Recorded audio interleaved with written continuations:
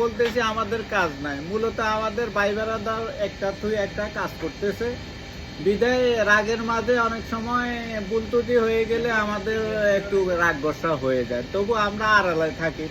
তাই বিদেশে কাজ নাই এটা বললে ভুল হয়ে যাবে। এমনকি ভুল বলতে সহজটুকু হয়ে যায়, এমনকি কাজ করা যাবে শুয়ে বসে থাকার থেকে লই ছই খাওয়া ভালো।